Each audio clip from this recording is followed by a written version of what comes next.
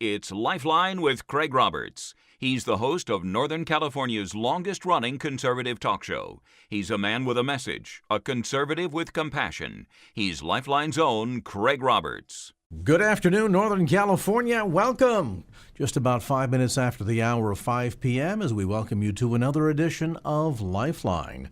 Keeping you company Monday through Friday at this time, as we typically do, addressing issues that impact your life, your world, and your Christian walk.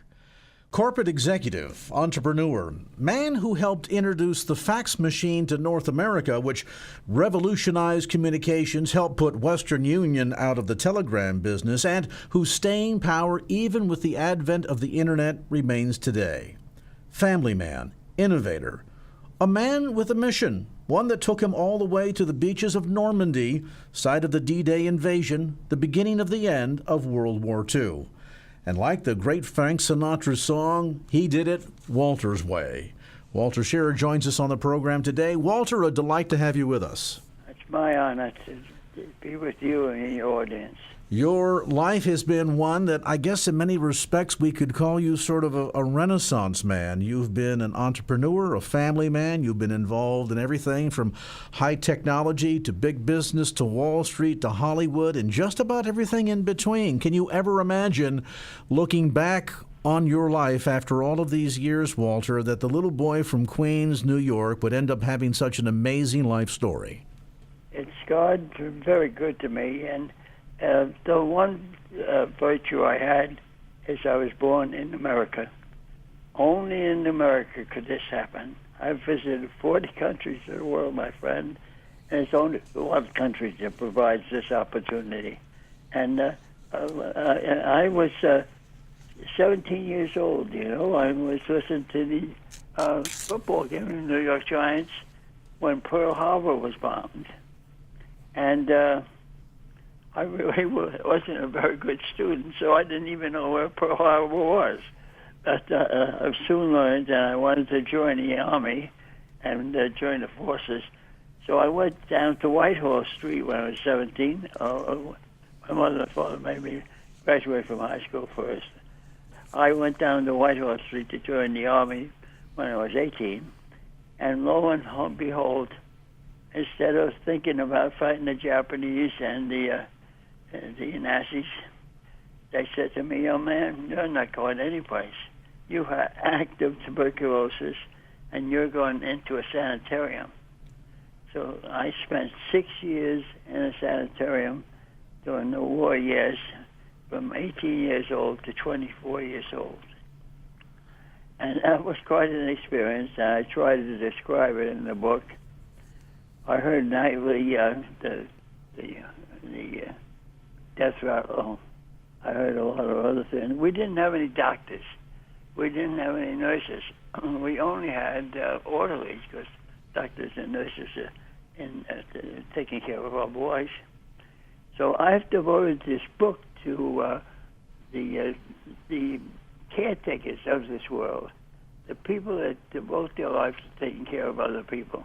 You know, the amazing thing about that story is that it might perhaps be said that had you not gone down to enlist, had World War II not broken out, perhaps your diagnosis of tuberculosis might not have been discovered until it was too late. Oh, that's absolutely true. Yes, that's absolutely true. And now I'm 93 years of age. I'm happy to say that I started a book at 90. We won a couple of awards, both international awards, and so that was very fulfilling to me. But my life wasn't truly fulfilled, because in the book I looked for a gentleman that went down to the Army at about the same time I did to enlist, and I found a gentleman there named Private Bowen, Francis Bowen. So I wrote this story about how I felt about going to Normandy to pay my respects to him and the other people who died. Let's talk about that journey, because I'm imagining you, like many young men during that time, at the outset of World War II with the announcement of the Japanese attack on Pearl Harbor, even though up until that point the flames of war had been raging in Europe since 1939. America, on the heels of the experience of the First World War, largely stayed out. The slogan in those days was America First.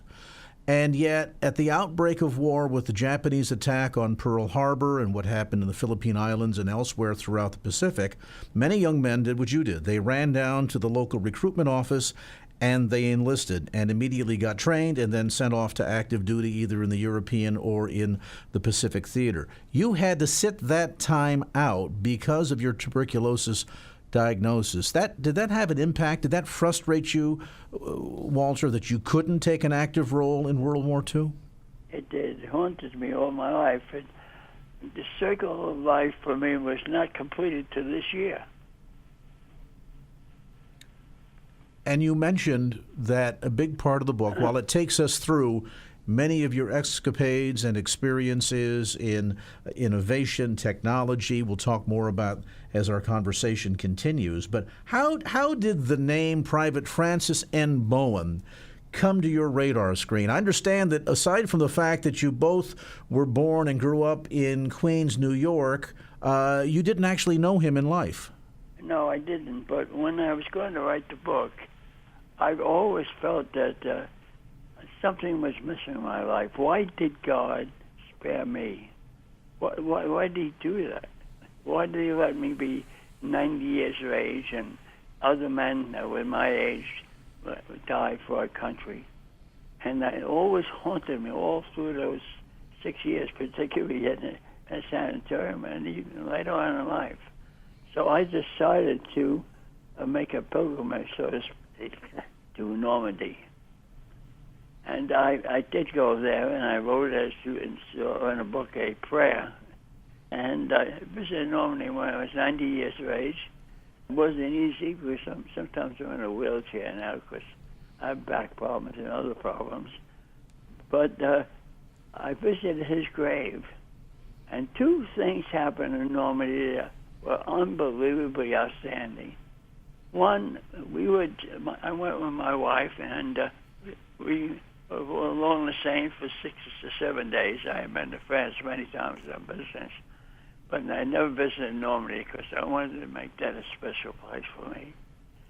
And I wanted to visit it before I died.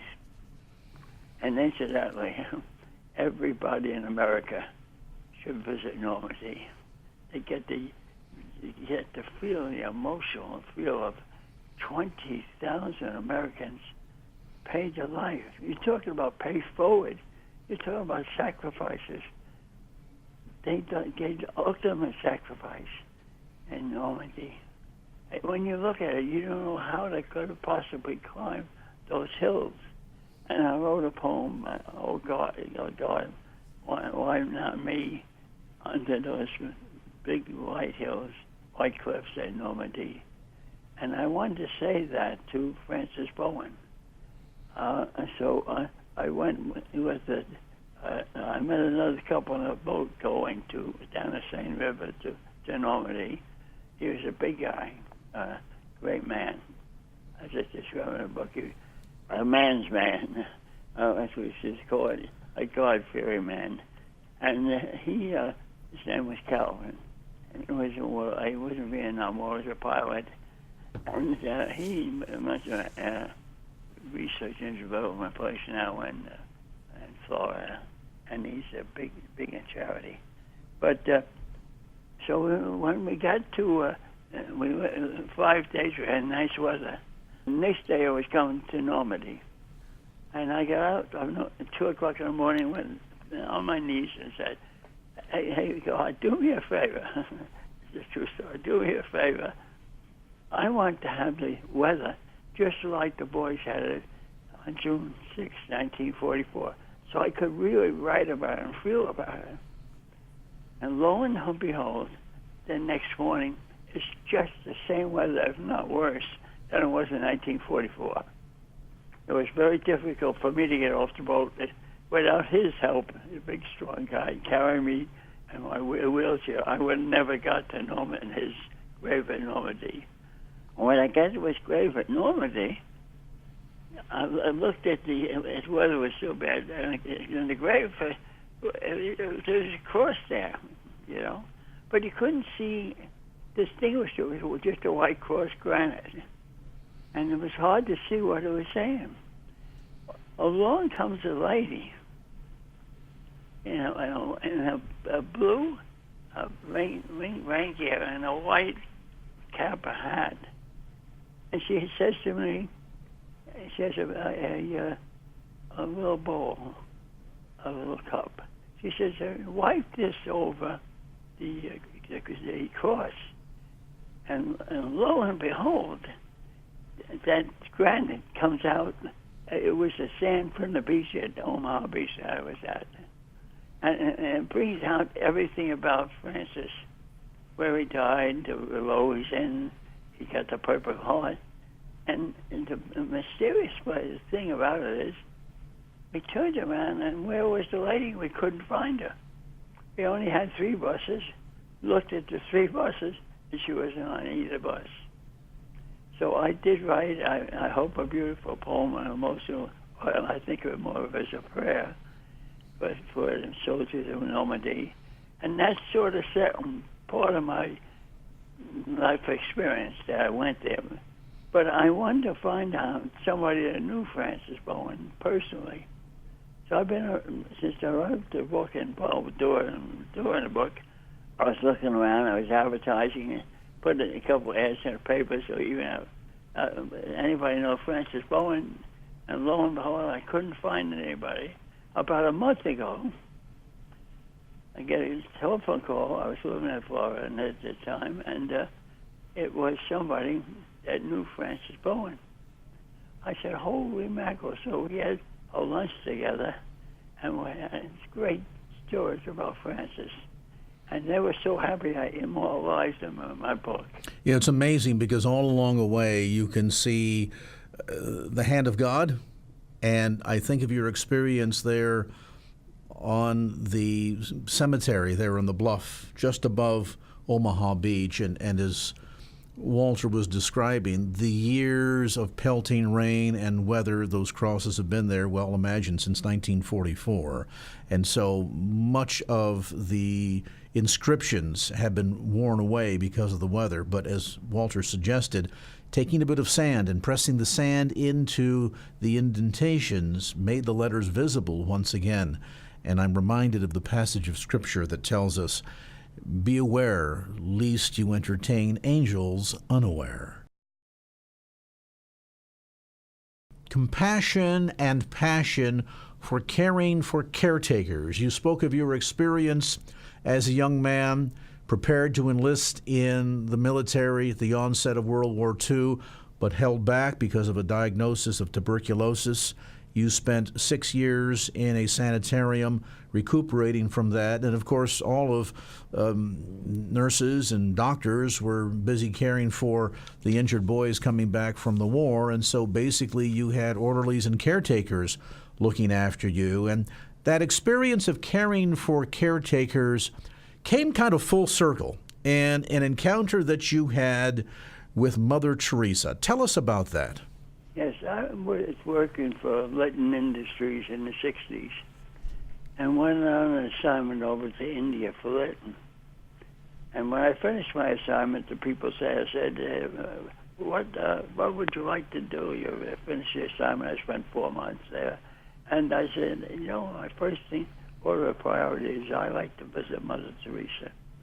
They said, we think you could do that for you.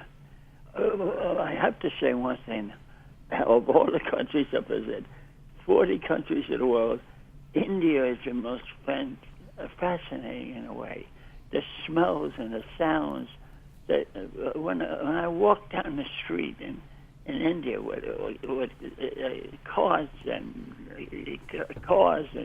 ducks and geese and everything's moving down the street. There's signs, but no red. This was 30 years ago, 40 years ago. No red lights or anything. I don't know how people learn to turn it off or what they did. But I was so emotionally involved in that walk that I took down the boulevard. When I started thinking I'm walking down 5,000 years of history. 5,000 years of history. I was feeling pretty good about myself, thinking, well, what a job I did when I'm over here. And that took me from from high on the mountain to the bottom of the mountain. So 5,000 years people have been walking down this boulevard. Oh, my God, what a small guy you really are. My trip there was one of the most memorable in a lifetime of travel.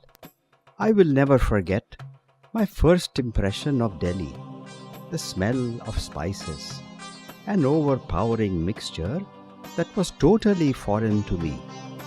Then the crowded streets that throbbed with the throngs of people pressing in on me, walking, running, crawling, all of them competing for space with the legions of bicycles, rickshaws, handcarts, ox carts, buses, and cars. And the animals, cats, dogs, monkeys, goats, and oxen. So many species navigating the same thoroughfares, but all headed in different directions. Traffic lights were non-existent, and the traffic signs and lines on the roads seemed to be suggestions that everyone ignored. The noise was all-encompassing and overwhelming. The sounds I heard in India were the sounds of life, the heartbeat of 5,000 years.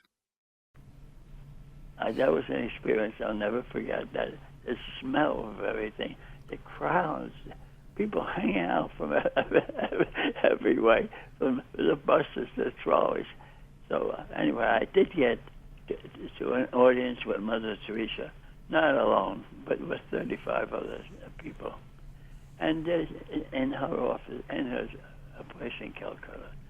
And she was frail, as you know, but after she talked about her mission. But after she talked about her mission, we went up to greet her, and she took my hand, and that hand was a hand of steel, very strong. That's what struck me first. This is a frail little lady to a strong hand. And she said to me, she said, she didn't address me by Walter, I'd be honored if she did. But I was just one of 35, but she did say, she said, we have to try. We have to try to help the sick and the poor and other people. God knows we have to do that. We can't always succeed, but we have to try. And as you know, for the last 13 or 14, 15 years, I've been associated with a place up in New York State called the Center for Discovery, which we have 1,500 cerebral palsy children and 850 with other diseases. And that's where my life is right now, up in Albano Center for Discovery. And all the proceeds from the book and the audio go to Center for Discovery. It's a wonderful place, and I've gotten to know the people that real well, caretakers, and they are Mother Teresa. And your encounter with her really solidified in your own heart the importance of caring for the caretakers, caring for those that care for us, I guess we would say. Yes, that's right. I really think, nothing against the Kardashians or anything, but I do think we have to elevate the caretakers. Where would we be without the caretakers? Like I'm 93 now. Where would I be without the wonderful people that are taking care of me? God bless the caretakers. God bless America. And we have to educate, I think, our younger people as to what a great country this is. I have about 16 or 17 grandchildren. And I try to educate them. And I think everybody has to, it's our duty to tell them how this country was formed, the sacrifices made, the pay forwards that were done so they can enjoy this freedom, this opportunity. No other place in the world, I guarantee you, I've been to 40 countries, no other place in the world would you ever get an opportunity as somebody like me. When I was 28 years old, I was a soda jerk. When I was 38 years old, I was sent by General MacArthur to head up Europe for Sperry Man Corporation. No other place do you have those opportunities. When you're born into a class, you'll very well stay in that class. Well, the irony, Walter, is I think that the big concern that we should have today is that there is a whole generation who really doesn't give much thought to how we got here. They just know that they enjoy the advantages of modern-day technology, communications, travel, a global economy, all of the benefits that they enjoy on a day-to-day basis that give scant thought to how did we get here. And the irony, of course, is that where we're at today, for each and every one of us, is built upon the shoulders and the graves of those that went before us. I'm struck by your experience at Normandy and at the cemetery there in finally getting a chance to visit the grave of Private Francis Bowen and to recognize that he and thousands of others gave their lives in order to set Europe free and eventually free the world of the menace of power of the Axis between Japan and Germany, and that what we enjoy, the freedoms that we have here today in America, are built on the blood-stained beaches a continent away and nearly a century ago. You think it's important for young people to really recognize and pay homage, in a sense, to the shoulders and graves upon which modern-day world is built? Yes.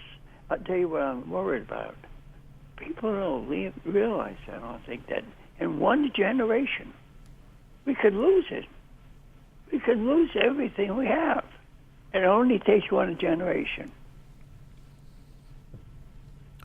It's fragile, isn't it? It is very fragile. That's what I'm trying to get across. It's very fragile. One generation. That's all.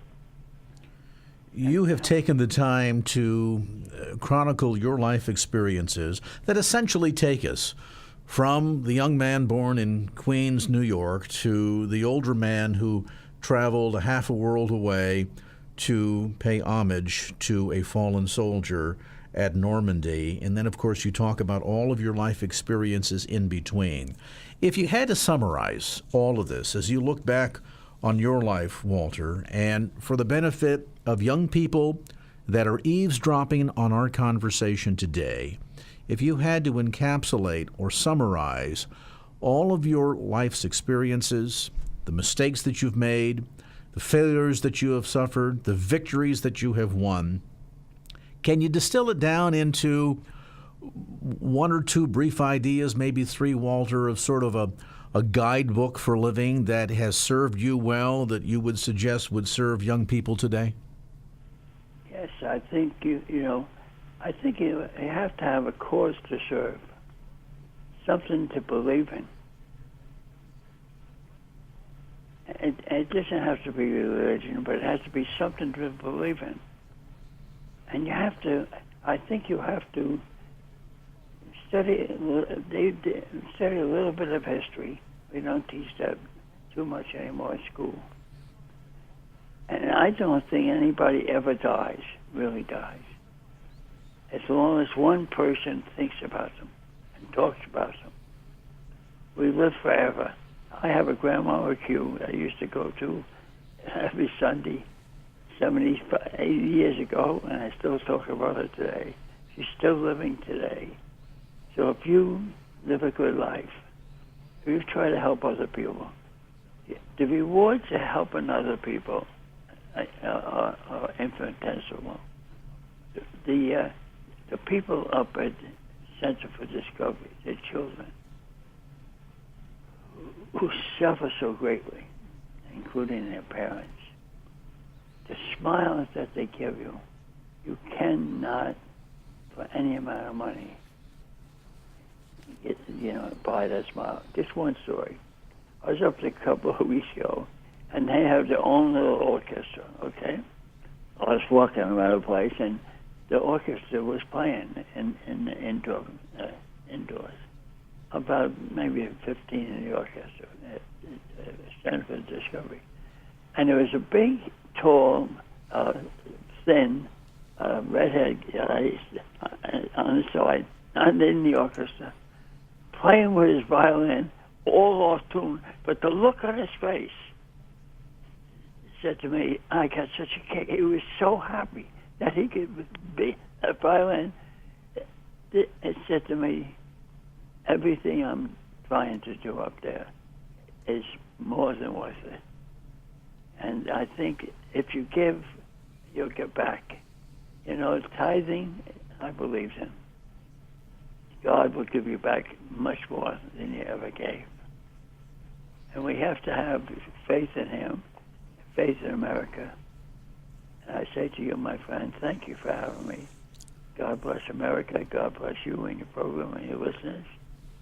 And someday I hope to meet you in person. Well, I appreciate that, Walter, and I appreciate many of the lessons that you have shared today, your life experiences. And I think for listeners, one of the key points, the takeaways of our conversation with Walter, and I do encourage you to get a copy of Walter's book, Walter's Way. It's available through the website at waltersway.org. A portion of the proceeds also do to help support the ongoing work of the Center for Discovery that Walter spoke about a couple of times during our visit today. I think the key takeaway is that we need to live our lives in such a fashion that we go about it with the idea of leaving a legacy behind. Walter spoke about the notion that if someone, even if it's just one, still remembers you, in a sense you haven't really died, and in a great sense you have left that legacy.